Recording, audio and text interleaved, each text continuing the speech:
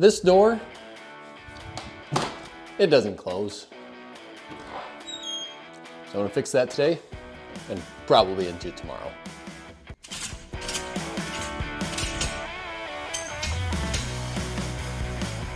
All right, so as you can see, I've got this door, it doesn't close. Catches on the frame, not too bad. It is at the top though. It's actually gotten to the point where it pulled the trim off. So I'm gonna go ahead and I'm gonna repair all of this today.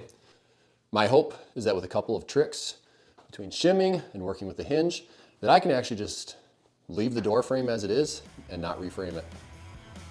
I've got a terrible lighting here, but anyway.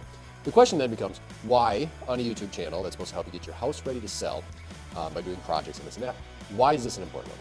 Well, I'm an agent.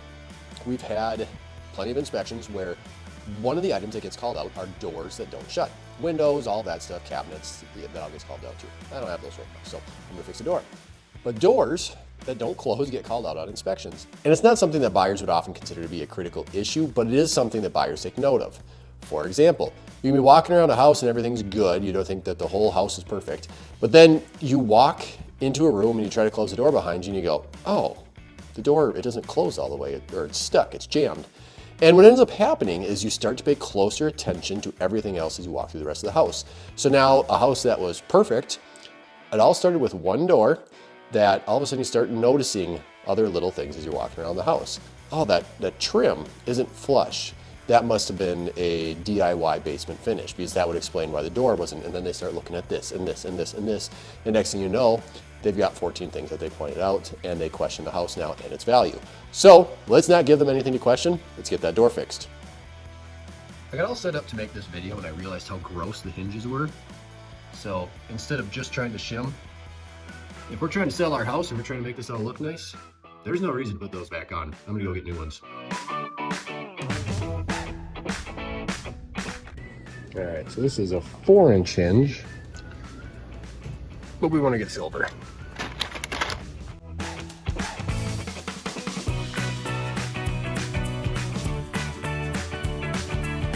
All right, as you can see, I already removed that one. I went and got the new hinges, but they are old.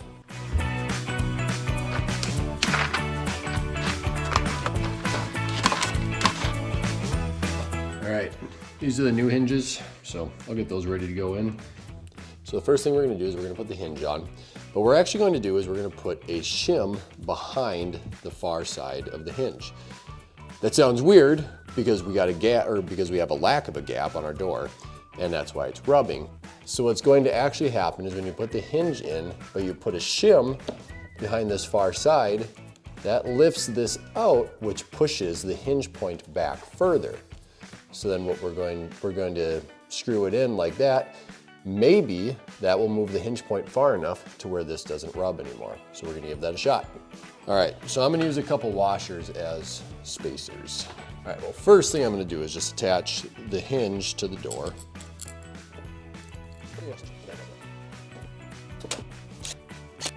And then next, I'm gonna work to shim that up. Now, I'm actually going to use washers as separators.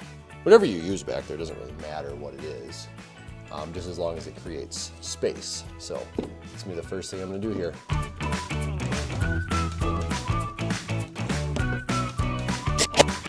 And just for stability reasons, I'm gonna use a couple longer screws. The reason to do that is to get all the way back into the studs that hold the whole door jamb in place instead of just hitting the door jamb itself. So those two should be back into the stud. Let's see if we made a difference. All right. It's still not closing. You can actually see it looks like we would have clearance. Yeah, it looks like we are hitting at the top pretty substantially as well. All right, so I'm running into a problem, and that's that I tried pulling the door so that it wouldn't hit, and it started hitting the top, which means that I pulled it up too much. And as I've started digging around a little bit, what I'm finding is that up here, as stated, the door is hitting the top, but I can't let it go this way anymore because then it will run into that side jamb.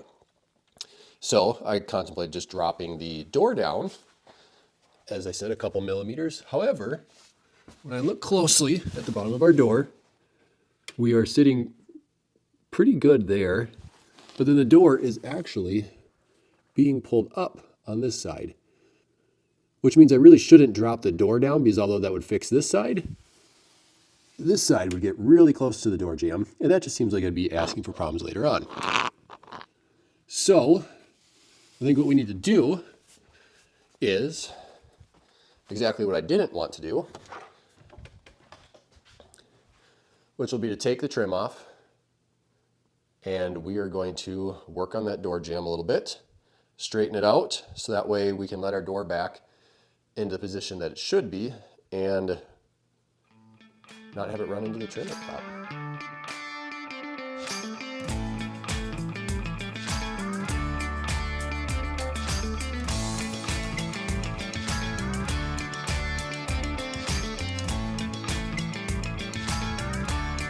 All right, so the next thing I'm going to try to do, the door frame is not quite square. So that could be one of the reasons, that is a reason why our door is having problems. So what I'm going to do is I'm going to try to move it over and try to square the whole thing up so that way we can get the door back in.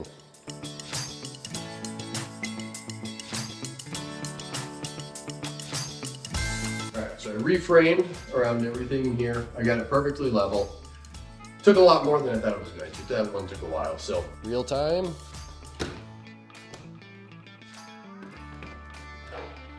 Oh, that's not going to close.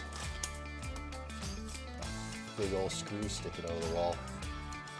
All right, once again, let's test it out.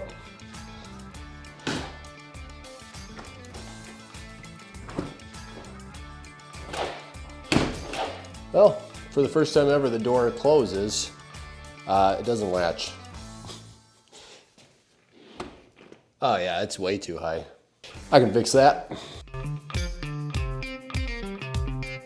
Now, I'm gonna move the strike plate down, which I really wish I didn't have to do. We'll do it.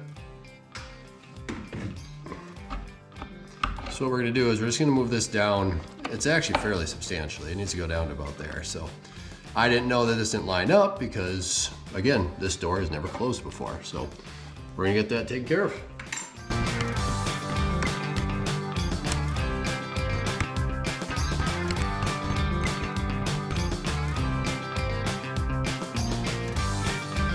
All right, got the hinge plate moved. I haven't checked it to line up yet. Door closes and it latches. This door has never done that. All right, well, last thing to do is to put the trim up, but I don't have time for that tonight, so that's gonna be another day. All right, so as you can see, I gotta put my trim back up because I had to re-shim my door jamb. Hopefully you didn't need to do that for your project. Those tricks that I had shown should be enough. I'm just gonna go ahead and finish this up in a time lapse, get to the end. All right, so like I said, it's a new day. We went and put the trim back on, got all that put in. And as the whole video is about, the door closes. We've been here for a year and a half. This door is never closed. It has never latched. We got all that taken care of. It's sitting level. We got it re-shimmed around the jamb. That ended up being the problem. Doing that trick where you can put a shim behind the hinge, that worked on most of the other doors in our house. Almost every one of them was off when we bought this. Most of them didn't close. One of them I had to take the door apart, but it worked out really well for me. It was a good trick. Unfortunately, it didn't work on this door. Go ahead, follow the channel. I'm gonna be posting very, very sporadically. Usually it's gonna be during the slower months of the winter when the market is slower up here in Minnesota. And it's really just going to be videos of how to get your house into the best condition so you can sell your home for top price. Thanks for watching. Have a good one.